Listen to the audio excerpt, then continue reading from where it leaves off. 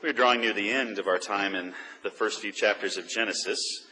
We're in the 9th and 10th chapters today. That only really leaves us the Tower of Babel and another account of genealogy, a line of Noah to go on. Well, not Noah, but the folks after him, to go on before we're through. Then soon it will be Thanksgiving and Christ the King, and Advent will be upon us before we know it. Today we'll pick up in the 9th chapter of Genesis in the 18th verse. And I'll read through chapter 32, and while I do, every liturgist in the congregation will be delighted that I did not ask them to do chapter 10. You'll see why when we get there. Listen to the word of the Lord from Genesis, the 9th chapter. The sons of Noah who came out of the ark were Shem, Ham, and Japheth. Ham was the father of Canaan. These were the three sons of Noah, and from them came the people who were scattered over the earth. Noah, a man of the soil, proceeded to plant a vineyard. When he drank some of its wine, he became drunk and lay uncovered inside his tent. Ham, the father of Canaan, saw his father's nakedness and told his two brothers outside. But Shem and Japheth took a garment and laid it across their shoulders. Then they walked in backward and covered their father's nakedness. Their faces were turned the other way, so that they would not see their father's nakedness. When Noah awoke from his wine and found out what his youngest son had done to him, he said, "Cursed be Canaan. The lowest of slaves will he be to his brothers." He also said, "Blessed be the Lord, the God of Shem. May Canaan be the slave of Shem. May God extend the territory of Japheth. May Japheth live in the tents of Shem, and may Canaan be his slave." After the flood, Noah lived 350 years.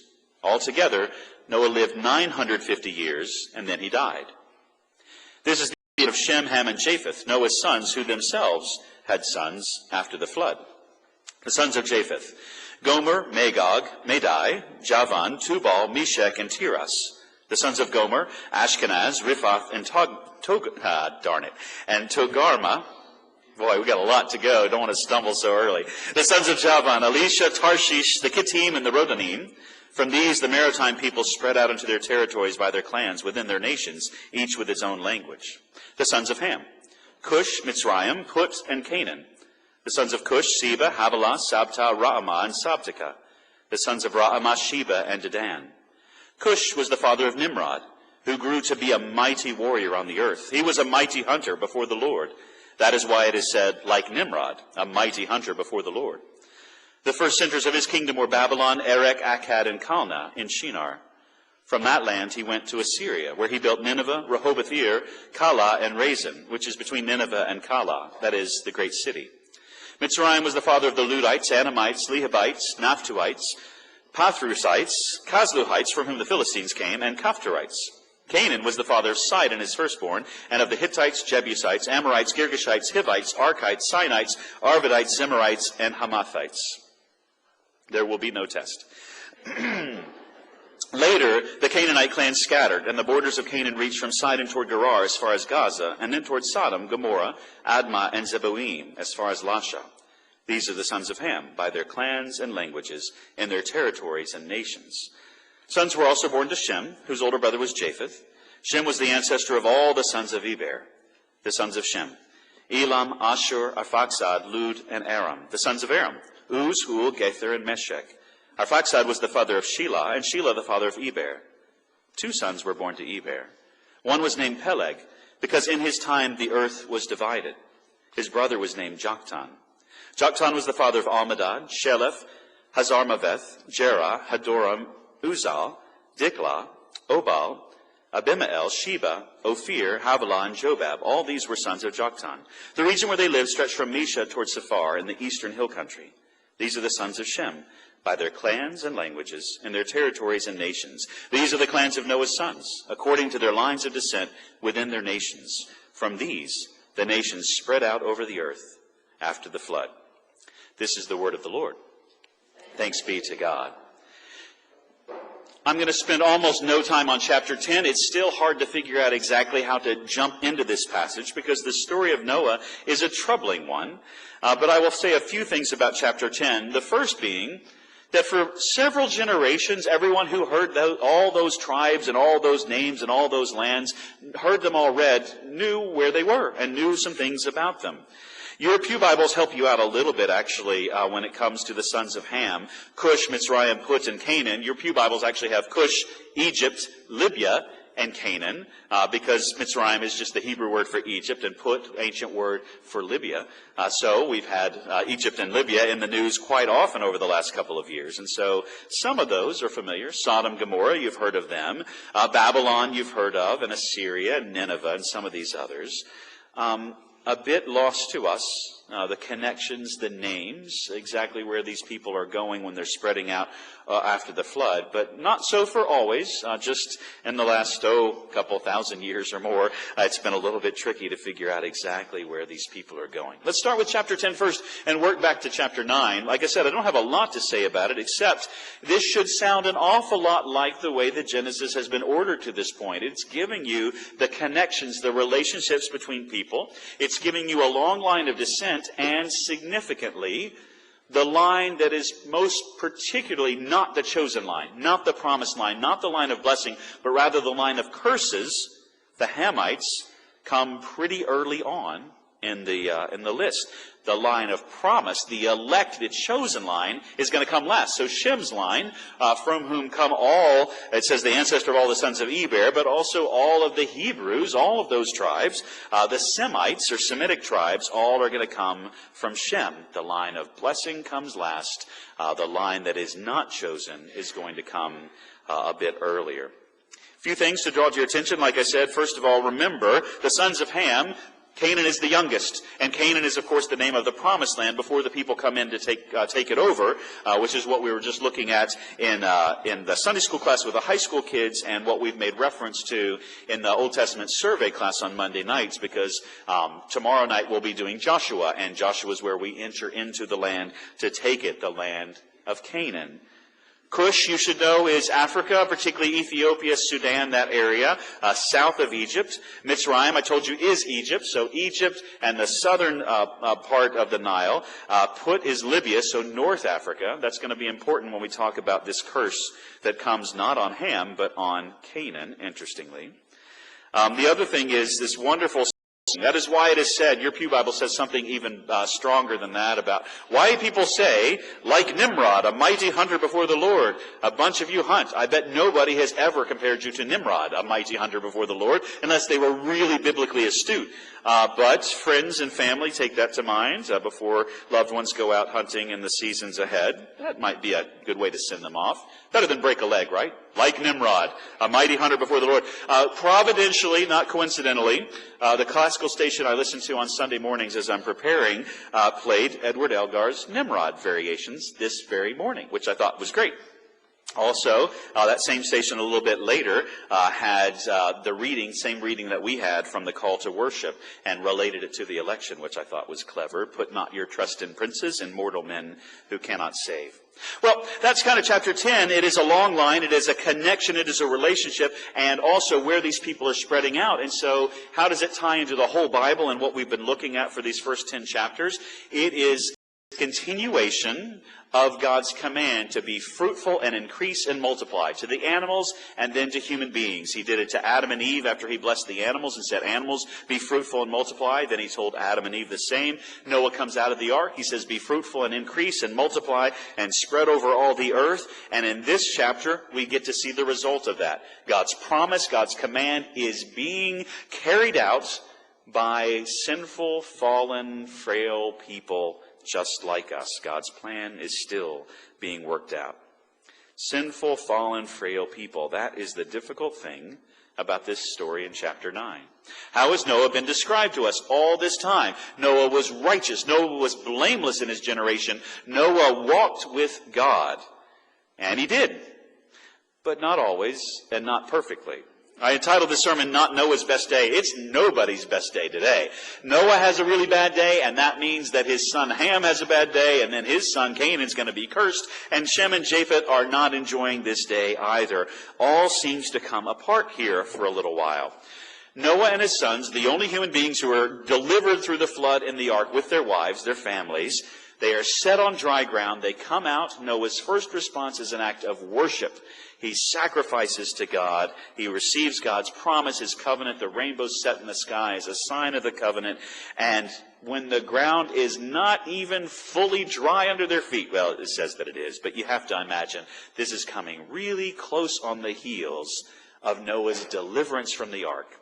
Noah, a man of the soil, proceeded to plant a vineyard.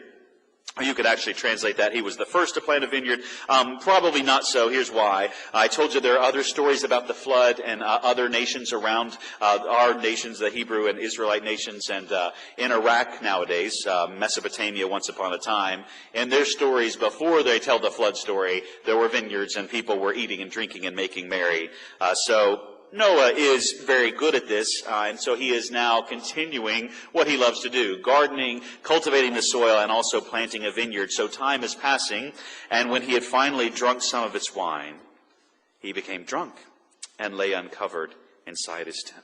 Noah, blameless in his generation, Noah who was righteous, Noah who walked with God, was not delivered because he was perfect. He was not delivered because he was not capable of sinning or had not sinned in his life. He was delivered because he was chosen by God to be the source of deliverance, at least in that judgment, to get us ready for the one who would deliver us from the final judgment, Jesus Christ, our Savior. He plants a vineyard. He drinks some of its wine. That is not bad, but that's an understatement and a euphemism. He didn't drink some of the wine. He drank too much of the wine. And nowhere in Scripture is drunkenness condoned, though the fruit of the vine is considered a blessing from God in the Psalms and other places, and that was taken very seriously. Even at the time of John Calvin in the 1500s, he talks about the fruit of the vine, a very precious gift of God. Not to be abused, but a very precious gift of God. Well, Noah doesn't just take it as a precious gift. Noah does abuse this gift. He became drunk. He lay uncovered inside his tent. When you're picturing this sordid story, this is not a particularly attractive story to spend much time on. It's a little bit challenging. You're going to picture a lot of things, but when Ham comes to the tent and notices what's going on with Noah, and then goes giggling out the tent flap to tell his brothers, you are probably thinking of a kid. This is exactly something a teenager would do, a young man would do. I'm sorry to tell you that Ham is probably close to 100 years old when this happens, so he knows better. What happens here is tragic. Not only that Noah, righteous, blameless before the Lord, has taken what was meant to be good and has turned it into something that is not good for him or anybody, and now he has exposed himself, but also Ham, the father of Canaan, just so you know, so you can keep up, when he sees what's going on, he immediately goes to tell his brothers, hey guys, come here, you got to see this. Ham knows that he's not supposed to do this. He can tell by the thrill of excitement that this is not exactly the way to go here. Shem and Japheth do not respond at all the way that he expects his brothers to. But Ham is one of those people who sees an opening to build himself up at the expense of somebody else. If I can ridicule my father, then it's going to make me look better. Because look, he is there drunk and exposed, and here I am, obviously in control of my faculties, maybe not quite well enough, because he is not disciplined in his response at all. He goes and tells his two brothers, but Shem and Japheth do not come to gawk. They do not come to mark this failure on Noah's part, but rather they come in to try to preserve what is left of Noah's dignity. They are concerned about honoring their father and taking care of him. I'm so glad that Dave brought up that thing about the middle schoolers and their 10 Commandments study, because we've had a work group here all week from a neighboring presbytery, and the whiteboard that's up in the Mendenhall Center has been their backdrop for all of their meals and their gatherings in that room, and it's got a wonderful diagram of the 10 Commandments. The first 4 are the vertical plane, as Dave said, our relationship with God and God's relationship with us. The next 5 through 10 are horizontal, our relationships with other people. Think about this. First 4 commandments, if you're going to put commandments together, you're probably going to want the important ones first. Not everybody tells stories that way. Not everybody ranks things that way. But this is the idea. The important ones, the ones dealing with God, come first. The very first one that has to do with how we deal with one another as human beings, honor your father and mother. Ham had not been given that command. That's not going to come for a very long time yet. But Ham knew better. And that's the other thing, that so many generations, I mean for hundreds and hundreds of years, thousands of years, when people hear this story and they hear that Ham runs outside to tell his two brothers, there would be gasps from people who heard this. They would know this is one of the worst things that Ham could do. He is not respecting his elders. Rather, he is exposing him to further ridicule and embarrassment. And again, building himself up at the expense of his father. It's a terrible thing that Ham has done. First commandment dealing with people and human relationships is honor your father and mother, that it may go well with you and you may live long in the land the Lord your God is giving you. Shem and Japheth take a garment of Noah's or of theirs, they put it on their shoulders, and they walk backwards into the tent so that they cannot see what Ham has been trying to get them to see, what he's been pointing out, what he has been giggling about, and what he has been crowing about. No, they walk backwards, they turn their heads, and they cover their father, showing him respect and dignity, even when he perhaps does not deserve it because of what he's done. He deserves it because of who he is.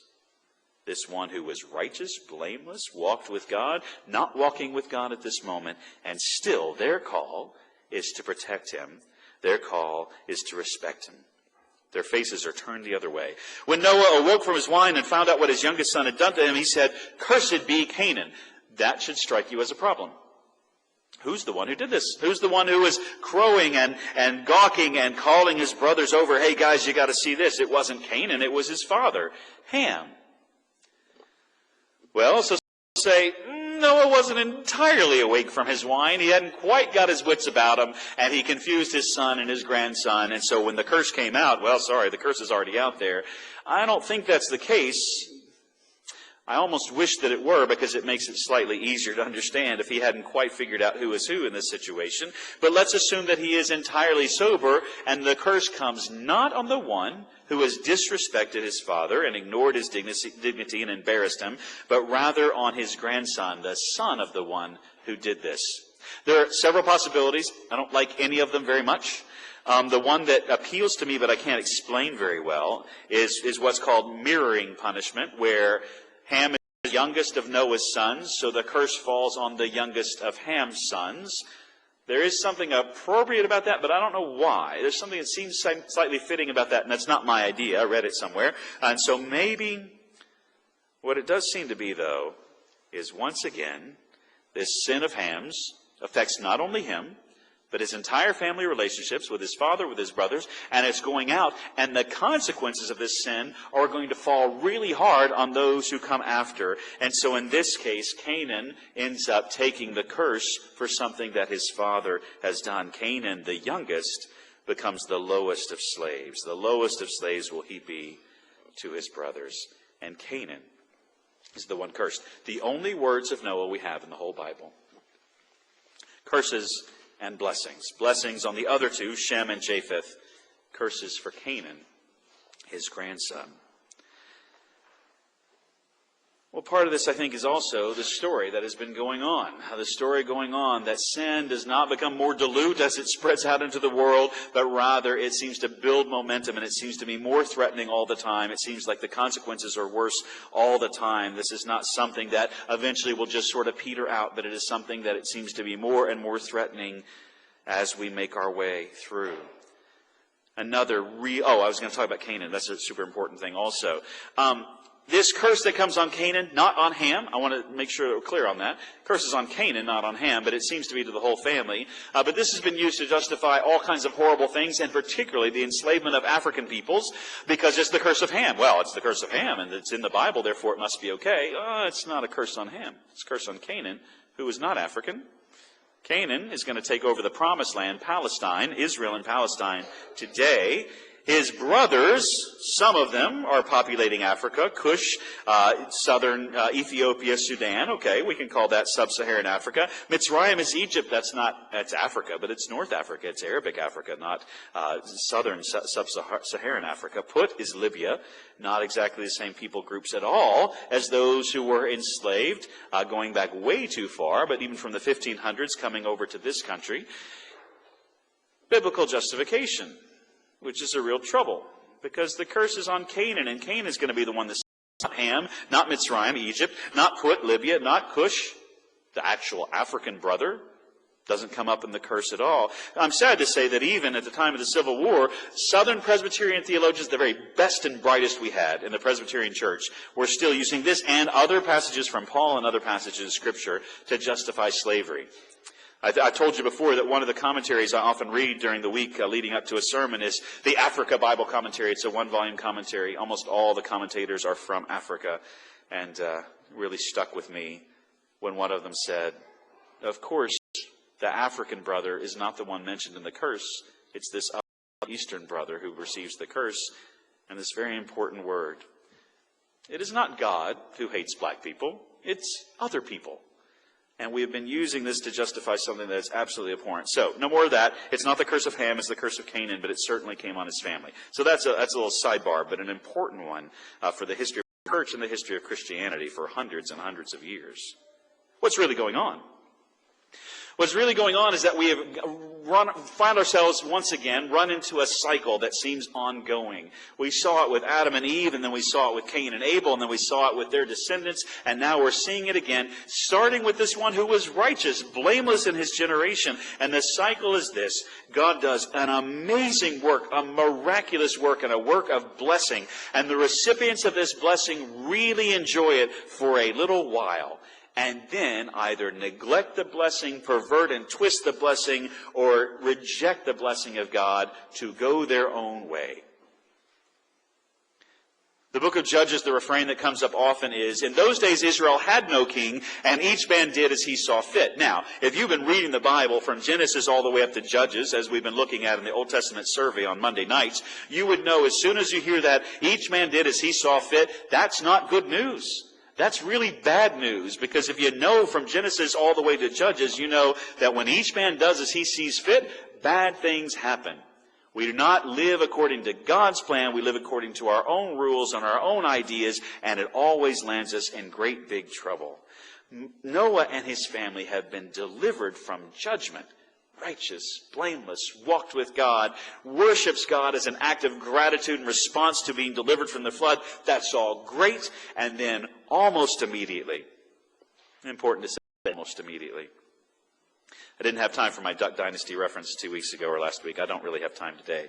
I'm sorry to say that if you haven't discovered Duck Dynasty, there really are people like that in this world, and I know some, and I found it horrible for the first 2 times I watched it, and now absolutely hilarious almost all the time.